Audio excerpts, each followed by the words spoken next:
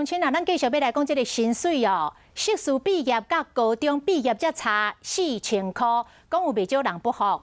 这是农委会农业试验所的2个课，其中一个课只要高中毕业，1个月薪水25600块。那另外一个课，就爱农业相关的科系，硕士毕业，还阁有1年以上相关的经验。但是1个月薪水才加拄则迄个课加4000块，才29640块。这个硕士毕业，而且还阁有工作的经验，这薪水竟然无到3万块，引发批评。让全世界的人可以知道，台湾的木瓜是非常非常棒的，非常非常好的。种木瓜会生出木瓜，伫农场讲会通，伫职场敢讲会过。有民众上网找头路，反农委会红山在大园的试验分所的菜色系开2个课。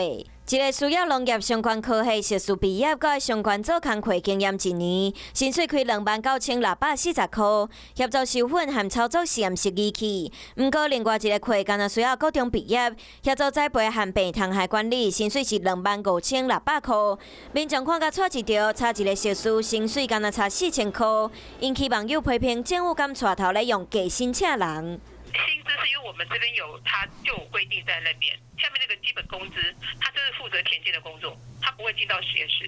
可是硕士那个老师，因为他的工作是那个育种，他是临时的嘛，那我们实际上是没有时间去好好训练他的，所以我们希望他已经有具备一定的工作能力，那我们请他来协助我们，应该会把机距拉开，去显示出他的知识跟技术的价值，这个我们有内部在讨论的。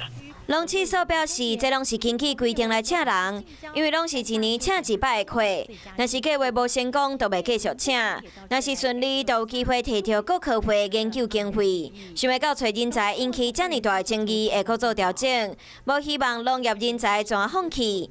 感觉讲考过搁较考，嘛无人的生活这么苦。有事没事赶紧转开华视，还没有订阅华视的 YouTube 频道吗？赶紧按赞、订阅、开启小铃铛，我们华视 YouTube 见。